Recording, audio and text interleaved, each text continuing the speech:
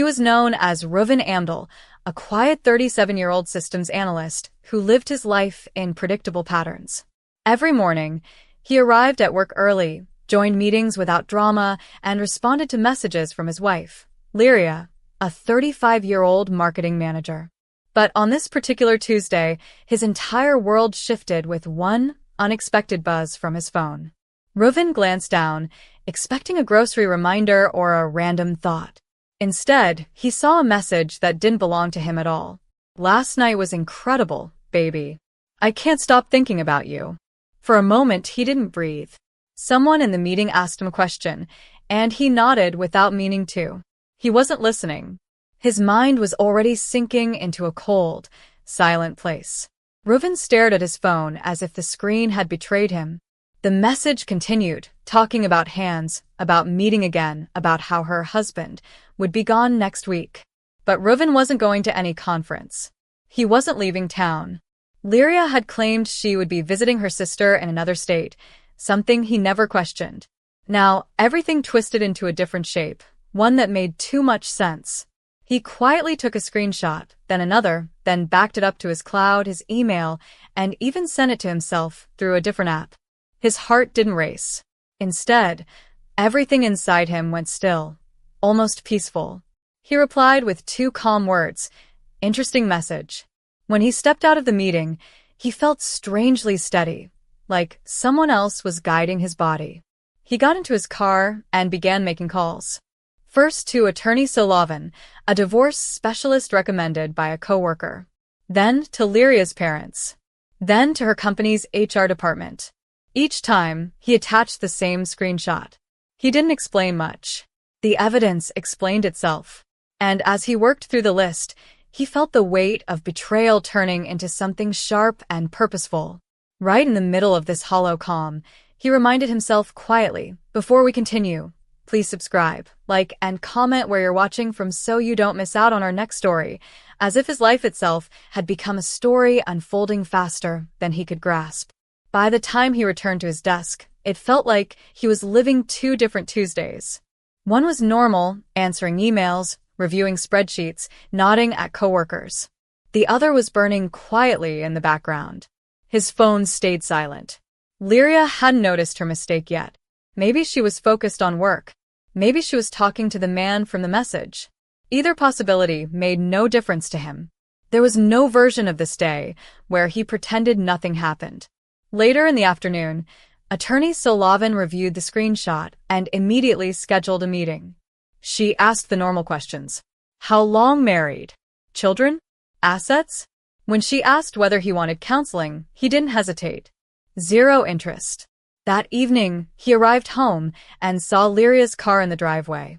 She greeted him warmly, smiling as though the universe had not shifted. "Hey, Reuven, how was work?" she asked, stirring dinner like everything was fine. He simply said, "Interesting," but she didn't catch the weight behind it. She talked and talked, clients, colleagues, office gossip, while he listened with the emptiness of someone watching a stranger perform a familiar role. They ate together. She laughed at their show. She rested her head on his shoulder. Reuven felt nothing. It was as if someone had injected numbness straight into his veins, protecting him from the explosion that should have shattered him. Around 9, Lyria went upstairs to shower. While she was gone, her phone buzzed on the coffee table. Reuven didn't unlock it, didn't need to. The preview alone was enough. "You're not answering. Everything okay? Did something happen?" He stared at the words without any spike of emotion. When she returned and picked up the phone, he watched the transformation on her face. Relaxed. Then confused. Then frightened. Her fingers moved faster and faster as she scrolled. Then she checked her sent messages. That was when she froze, her eyes widening as she covered her mouth. For a moment, the entire room felt like it had stopped breathing beside her. Oh no. "Oh my God," she whispered. She looked at him with a trembling voice. "Reuven, wait. I can explain," but he didn't let her. "Don't bother," he said calmly. "I already sent the message to my lawyer, your parents, and your HR department." The phone slipped from her hand and hit the floor. You what?" she asked, horrified. "You heard me," he answered. She began crying instantly, as if tears might wash away the truth. Why would you do that? You can't. It could cost me my job. Her voice shook. I already did, he replied. Around 10 this morning. Long before you realized. Her tears kept falling. Please, it was a mistake. It didn't mean anything, she sobbed. Reuven looked at her like he was examining a puzzle piece that no longer belonged in the picture. Which part? He asked quietly. The affair, or texting me about it? She didn't have an answer. He walked past her and headed toward the guest room. I'm staying in here. Papers will be filed this week. Don't speak to me. Contact your lawyer if you need anything. He locked the door. Through it, he heard her crying, begging, whispering apologies that no longer mattered. For the first time in months, maybe years, he slept deeply and peacefully.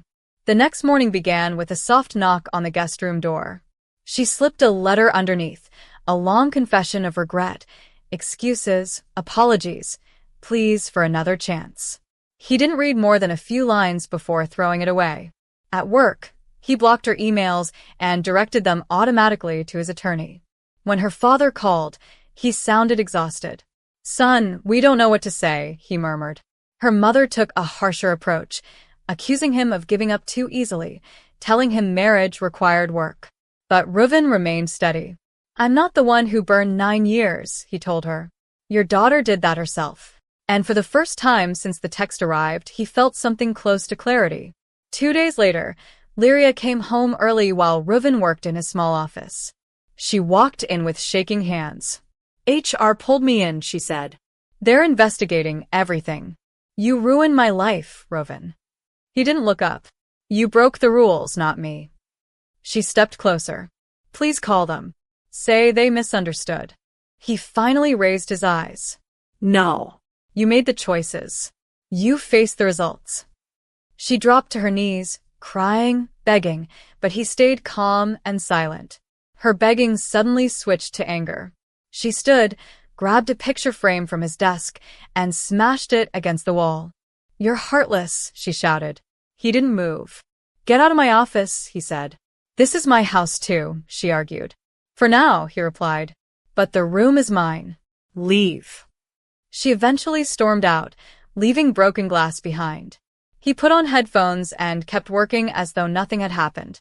Later that weekend, her best friend Mira barged inside without knocking. What is wrong with you? She demanded. One mistake and you're destroying her life. Reuven sighed. One mistake? She planned to bring him into our house. Mira crossed her arms.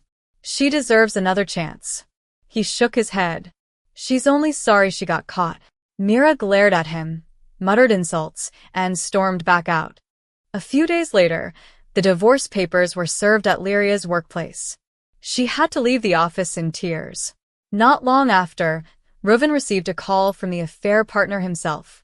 We need to talk, the man said. Reuven replied, No, we don't. The man insisted. You ruined her life. Reuven laughed softly. She ruined it herself. Then he hung up and blocked the number. The next time Lyria came to the house, she found the locks changed. The doorbell camera caught everything, her panic, her crying, her frustration. That evening, her lawyer emailed demanding the house. Reuven's attorney replied instantly that the home belonged to Reuven alone. The argument ended right there. Days later, Lyria was fired from her job because her affair involved her direct report. She called Reuven screaming, I have no income. How am I supposed to live? He answered quietly, You made the choices. She threatened to take half of everything. Your lawyer can try, Reuven said, then blocked her again. Soon after, both Lyria and the affair partner showed up at his office. Security escorted them off the property while Reuven watched from a window. That evening, her mother texted him, calling him cruel. He replied once, Betrayal isn't a hard time. It's a choice. She didn't answer again. Mira tried one more time. She cornered him at the gym. She's not eating. She's falling apart. Help her, she pleaded. He shook his head. She ruined the marriage, not me. Mira stared at him with anger. You're cold. He said calmly, No, I'm done. As the court date approached, his attorney reminded him that the prenup protected him completely. Lyria would get almost nothing. That night, Reuven sat alone in the quiet house. For the first time in a long time, the silence felt peaceful. He wasn't healed, but he was finally free enough to breathe. The week after, Reuven finally felt a small shift inside him, like the fog around his mind was beginning to lift. He spent more time working, picking up old hobbies he had dropped during the stressful months. He even started taking evening walks again, something he once enjoyed. Meanwhile, Lyria kept trying to reach him through different numbers and blocked emails, but each attempt felt weaker than the last. He no longer felt anger, only distance. It was strange how quickly peace returned once he accepted the truth. He told himself quietly, "I'm not healing yet, but I'm no longer sinking." A few days later, he ran into a mutual friend at the grocery store. The friend looked uncomfortable. "Reuven, I heard about everything." Reuven nodded.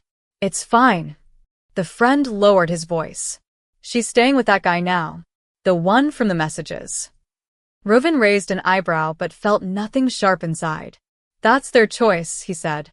The friend added, "People are talking, though, about how fast everything happened."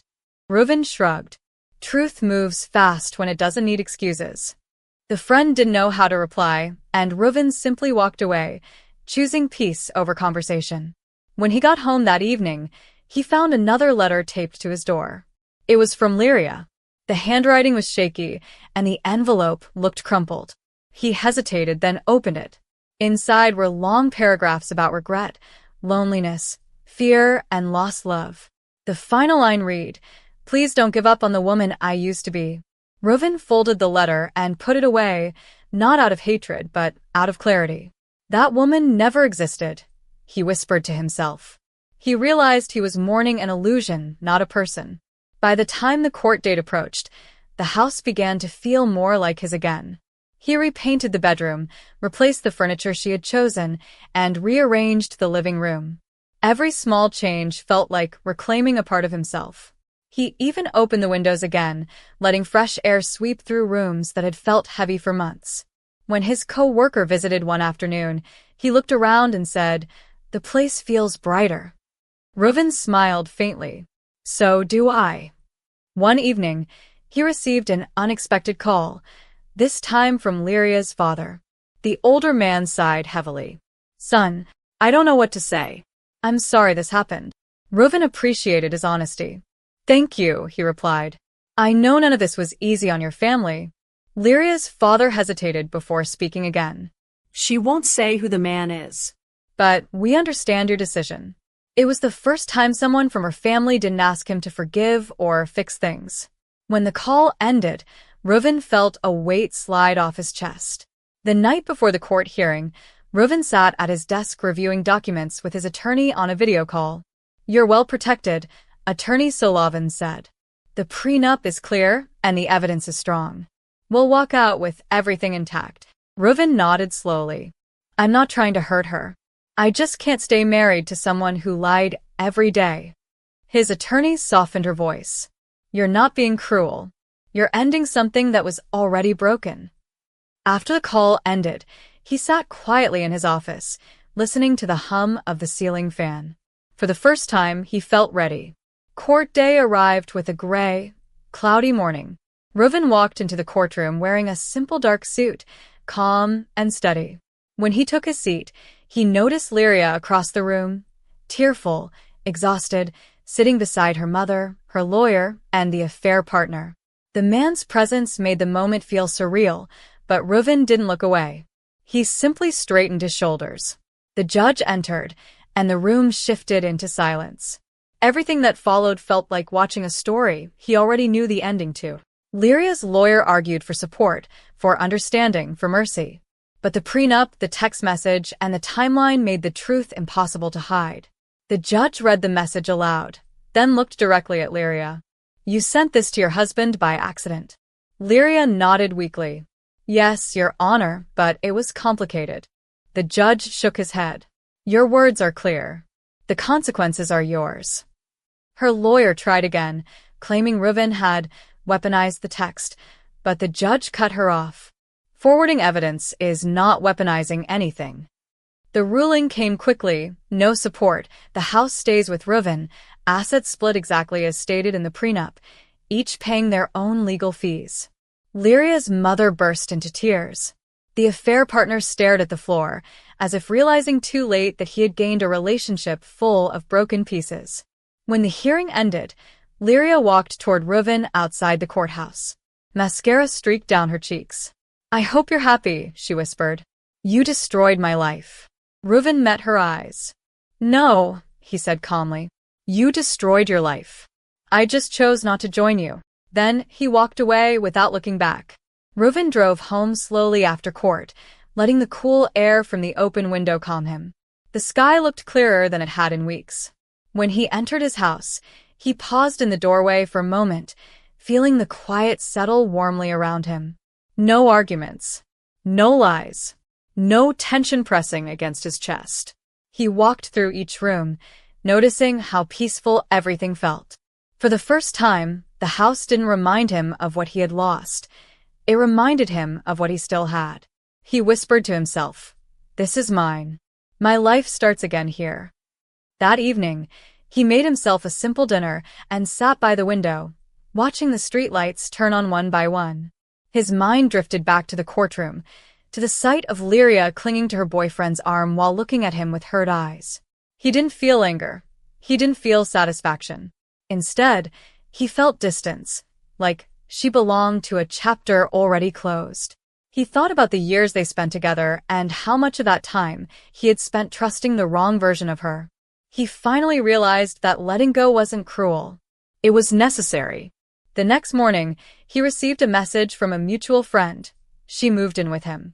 "They're trying to make it work." Reuven read it, nodded once, and put the phone down. He didn't reply. It wasn't his story anymore. He focused on his work that day, finishing a project he had been avoiding for weeks. His manager even stopped by his desk and said, "You seem sharper lately, Reuven." He smiled faintly. "Just getting back to myself," he replied. And he meant it. As the days passed, the house continued to transform. He bought new sheets, new lamps, and a new rug for the living room. Each change felt like removing a shadow from the walls. On Friday evening, he played music while reorganizing his bookshelf, something he hadn't done in years. The music echoed softly through the rooms, giving the house a warm, lived-in feel. For the first time in months, he felt comfortable sitting alone without feeling lonely. A week later, his coworker invited him out for coffee after work. He almost declined, but changed his mind at the last second. At the cafe, he met Saran, a soft-spoken woman from the accounting team. They ended up talking longer than expected about travel, hobbies, strange office stories. At one point, she leaned back and laughed. "You have a dry sense of humor," she said. He raised an eyebrow, surprised. "I didn't know I still had one." She smiled warmly, and for the first time in a long time, he didn't feel like someone carrying a heavy past. During the conversation, Saran eventually asked, "Do you mind if I ask what happened with your marriage?" "You don't have to answer." Reuven took a slow breath. Short version? She sent the wrong message to the wrong person. Saran blinked. "To you?" He nodded. "Yes." She covered her mouth in disbelief. "That's unbelievable." Reuven shrugged lightly. "Happened." She shook her head. "And you forwarded it to her boss?" He responded calmly, seemed appropriate. Saran laughed gently. "That's bold. I respect it." When Reuven got home that night, he realized something important. Talking about the past no longer hurt. It didn't choke him. It didn't feel like reopening a wound. Instead, it felt like something he had already filed away, like an old document he no longer needed. He sat on the couch with a small smile, surprised by how easy his breath felt. His heart felt lighter than it had in months. It was the most unexpected healing of all. Quiet, subtle, real. The following weekend, he took a long walk through a nearby park. Families played, couples laughed, joggers moved in steady rhythms. He watched them with calm eyes. For the first time, he wasn't imagining what he had lost. He was imagining what could come next. He sat on a bench, listening to birds, letting the soft wind brush against his face. Life didn't end, he whispered. It just changed direction. He stayed there for a while, feeling a sense of peace that felt earned rather than borrowed. When he returned home, he opened his windows again, letting the fresh air sweep through the rooms. The curtains fluttered gently, and sunlight painted warm shapes onto the floor. He stood there quietly, realizing that the house no longer held ghosts, it held possibilities. He felt stronger, steadier, and grounded. The past no longer chased him. The future no longer scared him. He finally understood something simple. Heartbreak didn't destroy him. It shaped him. And slowly, he was building himself back up. A few days later, he received a text from his therapist reminding him of their appointment. He almost canceled, thinking he felt fine, but something pushed him to go. During the session, the therapist asked, "How do you feel when you think about her now?" Reuven took a moment. "It feels distant, like it happened to someone else." The therapist nodded. "That's progress. You're not running from it. You're acknowledging it." Reuven sat back and realized she was right. He wasn't pretending. He wasn't forcing anything. He was simply moving forward at his own steady pace. After the session, he drove to a small bookstore he used to visit years ago. Inside, the soft smell of paper and old wood filled the air. He browsed the aisles slowly, letting the silence soothe him. A young cashier smiled and said, "Haven't seen you in a while." He returned the smile. Yet life got strange. He bought a couple of novels and left feeling lighter. While walking to his car, he noticed he hadn't thought about Lyria once during the entire visit. That small victory warmed him more than he expected. One evening, Saran sent him a text. "Coffee again? I enjoyed talking last time." Reuven stared at the message for a moment, surprised by how naturally he smiled. He agreed, and they met after work.